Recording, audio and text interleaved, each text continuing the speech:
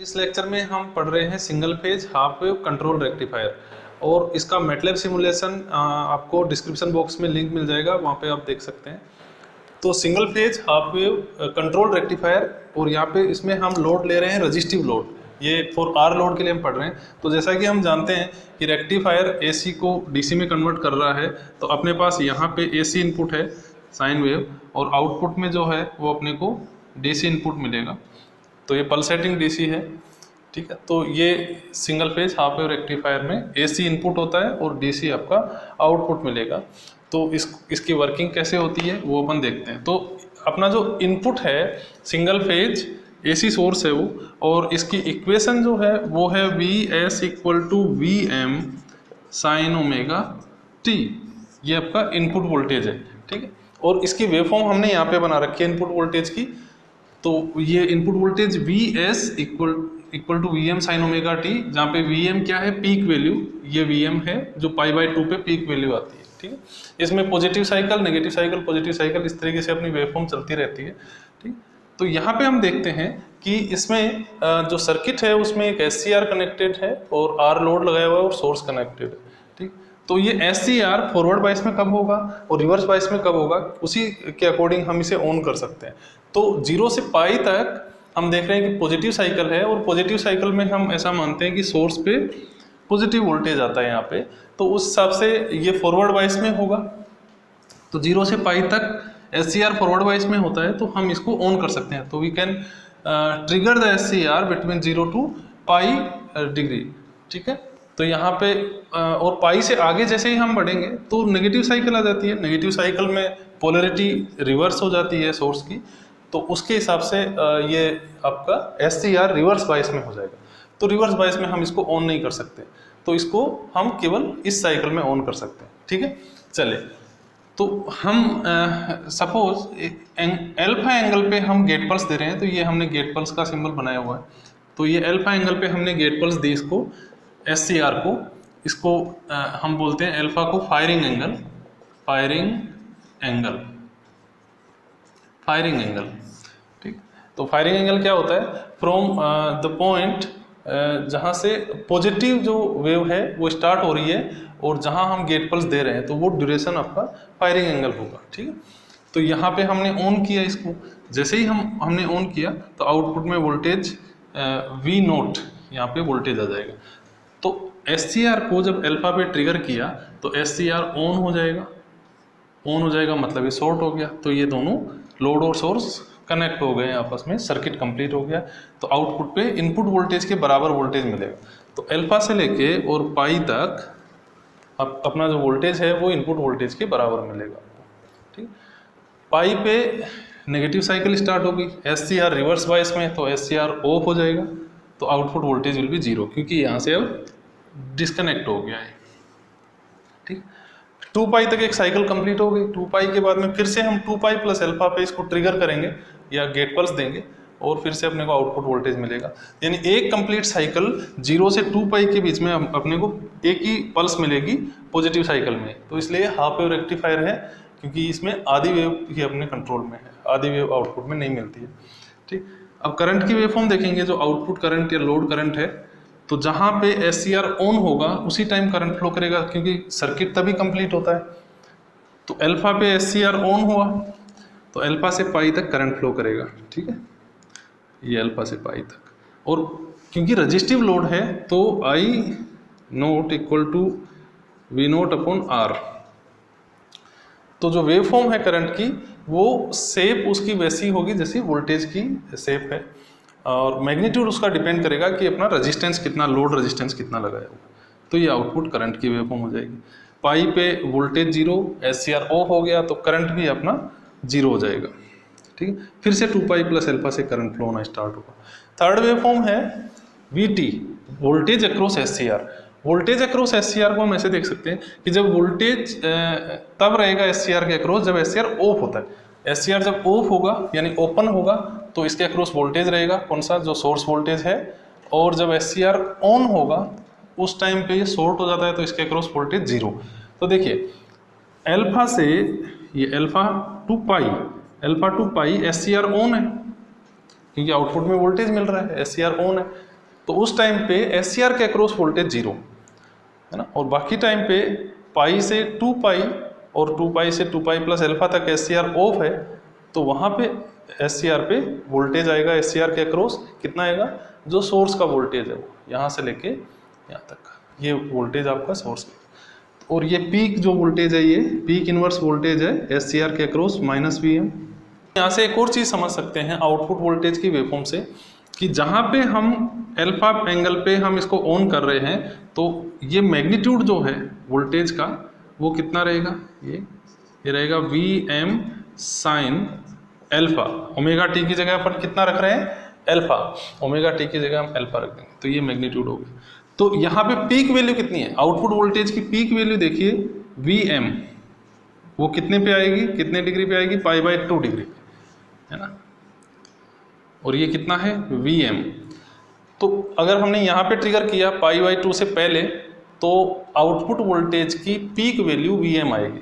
लेकिन अगर हम π/2 से आगे ट्रिगर कर देंगे, मान लो यहाँ पे हम अपना अल्फा एंगल यहाँ रहा, तो यहाँ ट्रिगर होगा, तो पीक वैल्यू फिर कितनी रहेगी, जिस एंगल पे ट्रिगर हो रहा है, जिस एंगल पे ट्रिगर हो रहा है। मान लो यहाँ पे हमने अल्फा दिया, तो केवल यही वोल्टेज आगे जाएगा आउटपुट पे, तो मैक्सिमम वैल्यू यही रहेगी। तो उस टाइम पे पीक वैल्यू ये रहेगी, जिस पॉइंट पे हम ट्रिगर कर रहे हैं, ठीक है। तो ये अपने को ध्यान रखना, आउटपुट वोल्टेज में पीक वैल्यू अगर 90 से पहले ट्रिगर कर रहे हैं तो Vm sine Vm peak value रहेगी, और π/2 के बाद ट्रिगर करेंगे तो Vm sine alpha will be peak value for the output voltage.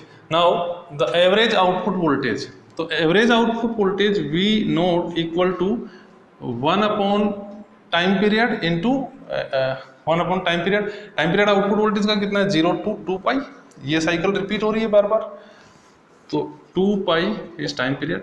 Integrate कहाँ से कहाँ तक फंक्शन चल रहा है अपना, देखिए 0 से अल्फा तक 0 है तो इसको छोड़ देंगे, और पाई से 2 पाई तक भी 0 है तो इसको भी छोड़ देंगे। तो अपना अल्फा से 2 पाई तक अपना फंक्शन कौन सा चल रहा है, अल्फा से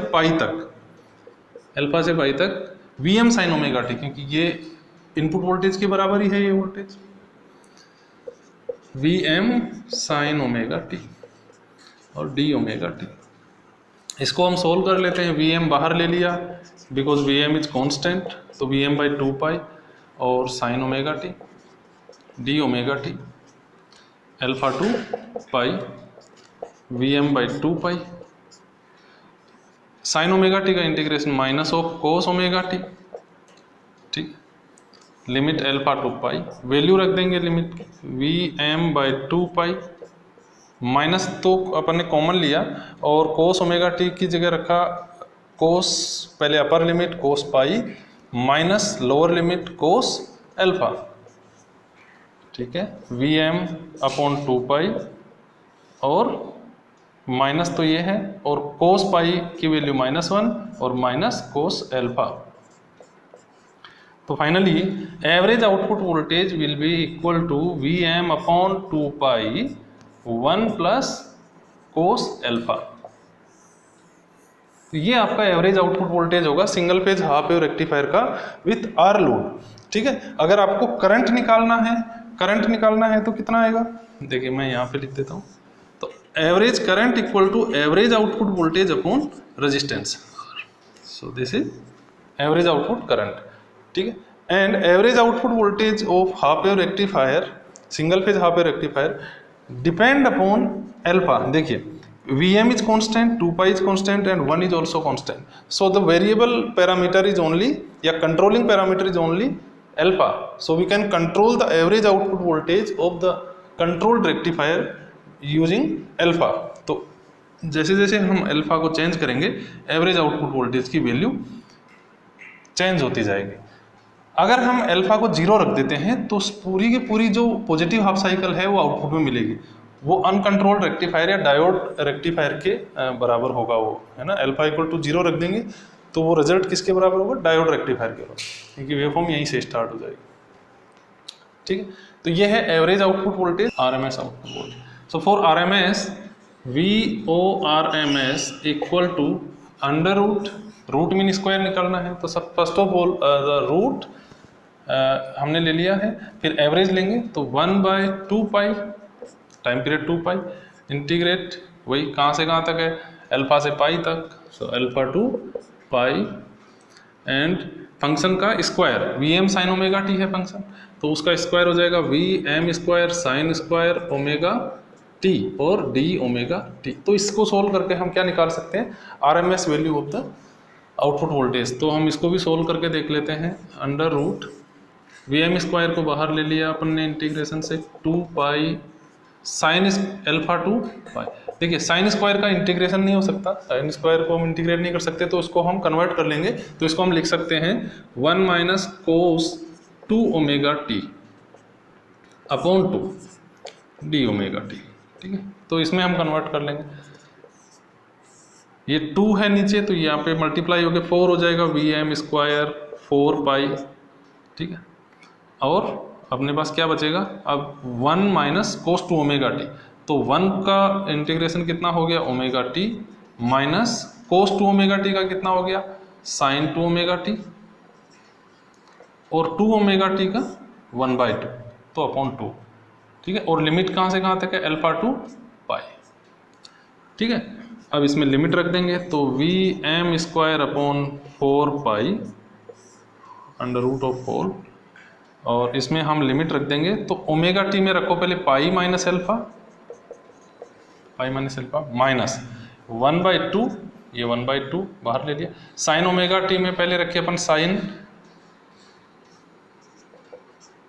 पाई, और सॉरी साइन 2 ओमेगा टी है तो sine 2 pi minus sine 2 alpha, ठीक है। ये रख दिया अपन ने। साइन 2 पाई की वैल्यू 0, माइनस और माइनस ये हो जाएगा प्लस, तो फाइनली योर फॉर्मूला इज, और हम वी एम स्क्वायर को बाहर लेंगे तो वी एम अंडर रूट से बाहर ले लिया वी एम स्क्वायर को, 4 को बाहर लिया तो 2, और पाई को अंडर रूट पाई, फिर आगे क्या बचा अपने पास under root pi minus alpha plus, क्योंकि माइनस और minus plus, half sine 2 alpha. So this is R M S output voltage of single phase half wave control rectifier with R load, power delivered to load, power delivered to load, power delivered to load, P output equal to V RMS I RMS, output का RMS value of voltage and RMS value of current. RMS value of current हम कैसे निकालेंगे, जो अपन ने RMS value of voltage निकाली थी उसमें resistance का डिवाइड करके हम निकालें, ठीक है। और which is equal to V O R M S square upon R, which is also equal to I O R M S square into R. So this is power deliver to load. Next parameter है input volt ampere. Input volt ampere is input V A, input V A यानी P input equal to R M S voltage of R M S input voltage, उसको हम V S से लिख देते हैं। Input voltage की waveform कौन सी है ये, तो इसका R M S V S and R M S value of input current. तो इनपुट करंट आउटपुट करंट के बराबर ही होगी, क्योंकि सेम सर्किट है तो उसमें करंट सेम फ्लो करेगा। तो ये इनपुट का जो आर एम एस करंट है वो किसके बराबर होगा, I O R M S के, ठीक। तो ये पावर इनपुट होगी। नेक्स्ट है power factor, input power factor, input power factor. तो input power factor equal to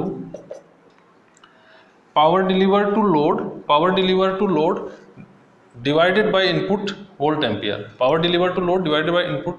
तो पावर डिलीवर टू लोड कितना है, V O R M S I O R M S, ये हो गया power deliver to load divided by V S I R O M S. So I R M S और I R M S cancel out हो गया, V O R M S upon V S. तो this is power factor, R M S output voltage of load and RMS upon RMS output voltage of source. So this is your power factor. So this is all about single phase half wave control rectifier. Thank you for watching the video.